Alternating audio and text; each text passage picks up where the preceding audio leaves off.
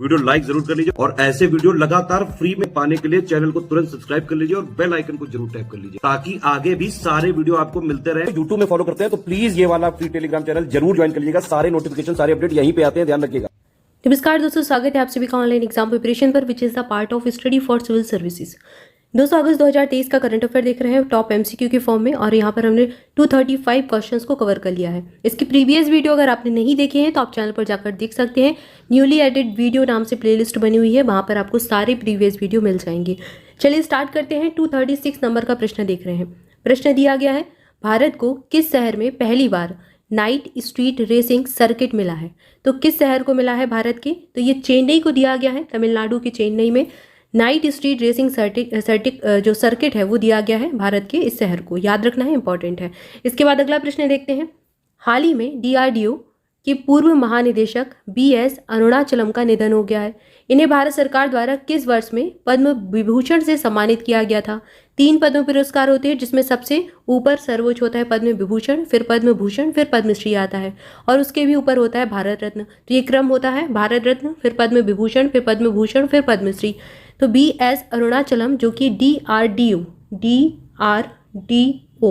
Defence research and development organisation है, इसकी जो है ये हमारे रिसर्च अनुसंधान के केंद्र में अनुसंधान एवं विकास संगठन इसको कहा जाता है। रक्षा अनुसंधान एवं विकास संगठन, डिफेंस रिसर्च डेवलपमेंट ऑर्गेनाइजेशन है ये भारत का। तो इसके ये पूर्व महानिदेशक थे। हाल ही में इनका निधन हो गया है। जब भी कोई प्रसिद्ध व्यक्ति होता है, अगर उसका निधन होता है, वो किस क्षेत्र से संबंधित है ये पूछा जाता है, या फिर उसे कोई सर्वोच्च पुरस्कार मिला हुआ है तो वो पूछा जाता है। जैसे कि लेखक अगर कोई है तो लेखक के सेंस में पूछ लेंगे, साहित्य अकादमी पुरस्कार अगर उसे प्राप्त होता है, या फिर कोई और भी अगर स्टेट के लेवल पे पूछ रहे हैं तो स्टेट का सर्वोच्च पुरस्कार है, अगर उसे मिला हुआ है तो वो पूछ सकते हैं कि कब मिला था। ठीक है, तो ये चीज़ें पूछी जाती हैं एग्जाम में, इसलिए याद रखना है। 1990 में इनको दिया गया था पद्म विभूषण।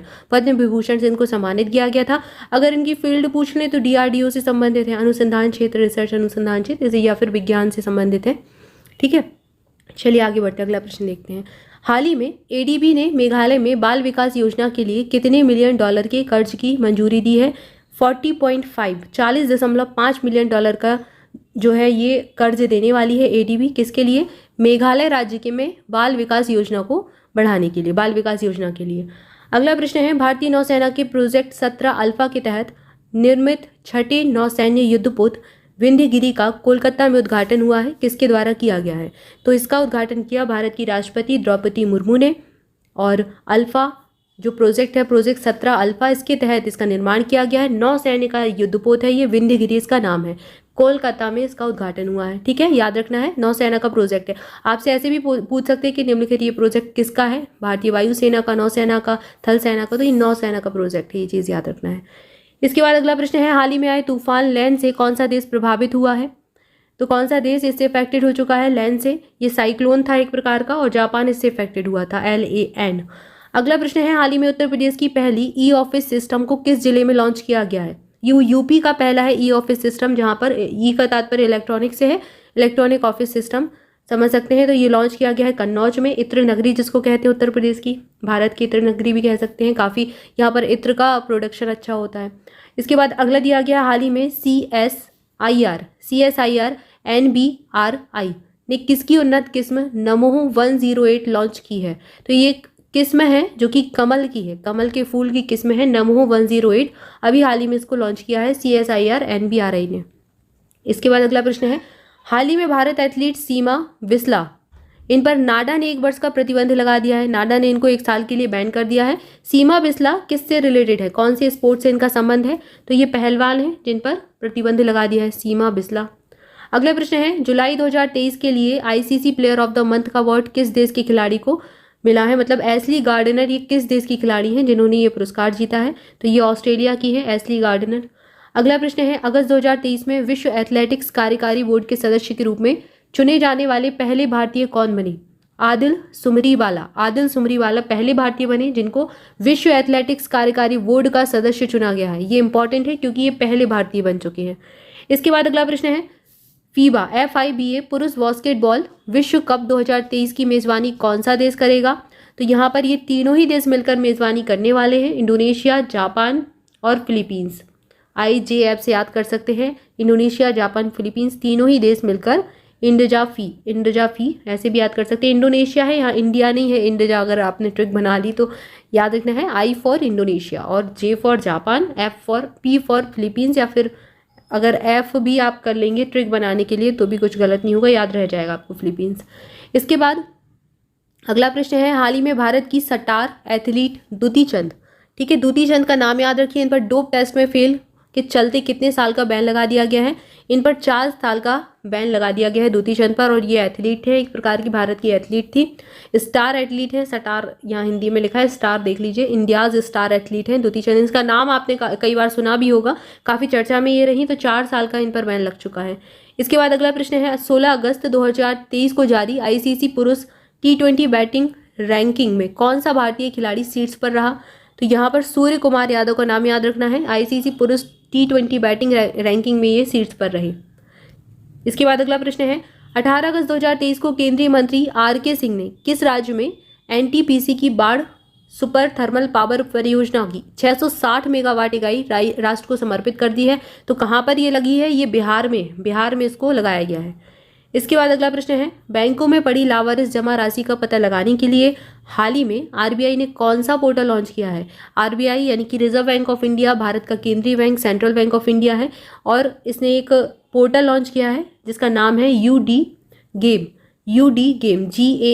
UDGAM इस पोर्टल का नाम है। ये करेगा क्या? बैंकों में जितनी भी लावारिस जमा राशि पड़ी हुई है तो उसका पता लगाएगा, ठीक है। अब लावारिस ऐसी कि कोई व्यक्ति है, उसने कई समय से अपना कुछ भी ट्रांजैक्शन नहीं किया है, कुछ राशि डाली है, निकाली नहीं है, तो ऐसी राशियों को पता लगाने का ये काम करेगा। इसके बाद अगला प्रश्न है, हाल ही में प्रिया मलिक ने अंडर 20 विश्व कुश्ती चैंपियनशिप 2023 में कौन सा पदक हासिल किया है? इन्होंने जीता है गोल्ड मेडल। इसके बाद अगला प्रश्न देखते हैं, आगे बढ़ते हैं। अगला प्रश्न है, हाल ही में भारत की पहली चिकित्सा प्रौद्योगिकी प्रदर्शनी इंडिया मेडिटेक एक्सपो 2023 का आयोजन किस राज्य में किया गया? ये जो आयोजन है ये गुजरात राज्य में किया गया था। गुजरात काफ़ी चर्चा में रहता है, काफ़ी सारी चीज़ें यहाँ होती रहती हैं। इंडिया मेडिटेक एक्सपो 2023 का आयोजन भी इस राज्य में हुआ। इसके बाद अगला प्रश्न है, हाल ही में केंद्रीय जल आयोग ने रियल टाइम में बाढ़ की जानकारी प्रदान करने के लिए कौन सा ऐप लॉन्च किया है? ये बहुत इंपॉर्टेंट है, ये एग्जाम में पूछ सकते हैं। एप्लीकेशन है, बाढ़ से संबंधित है, बाढ़ की जानकारी देगा। फ्लड वॉच ऐप इसका नाम हो जाएगा। मतलब आप यहाँ पर बाढ़ के बारे में जानकारी पा सकते हैं और केंद्रीय जल आयोग ने इसको लॉन्च किया है।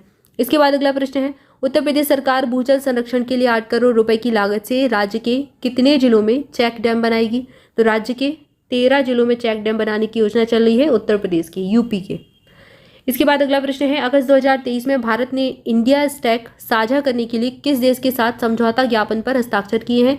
तो एक MOU साइन हुआ है इंडिया स्टैक के लिए, किस देश के साथ? ट्रिनिडाद और टोबैको के साथ ये समझौता ज्ञापन पर साइन किए गए हैं, भारत और ट्रिनिडाद और टोबैको, ठीक है। तो यहाँ पर हमने कुछ प्रश्नों को देखा, इसके आगे के प्रश्नों को हम अगले वीडियो में देखेंगे, अगले पार्ट के रूप में। तब तक के लिए आपसे भी चैनल के साथ जुड़े रहें। स्टडी फॉर सिविल सर्विसेज की किसी भी पेड बैचेस से जुड़ना चाहते हैं तो इन नंबर्स पर कॉल कर सकते हैं, या फिर PDF के लिए भी आप इन नंबर्स पर कॉल करके इन्फॉर्मेशन ले सकते हैं। इसके अलावा स्टडी फॉर सिविल सर्विसेज का एप्लीकेशन लॉन्च हो चुका है, तो जिन लोगों ने भी इंस्टॉल नहीं किया है इंस्टॉल कर सकते हैं। यहाँ पर आपको करंट अफेयर, साथ ही साथ आपको जो एग्जाम है, एग्जाम के सारे फॉर्मेट मिल जाएंगे, जैसे RO का पूरा यहाँ पर कोर्स, वीडियो कोर्स डाल दिया गया है। इसके अलावा UPSSC PET का यहाँ पर पूरा कोर्स डाल दिया गया है। इसके अलावा और भी कई सारी चीज़ें यहाँ पर एग्जाम के related, syllabus, cut off, NCERT सारा कुछ यहाँ पर आपको मिल जाएगा।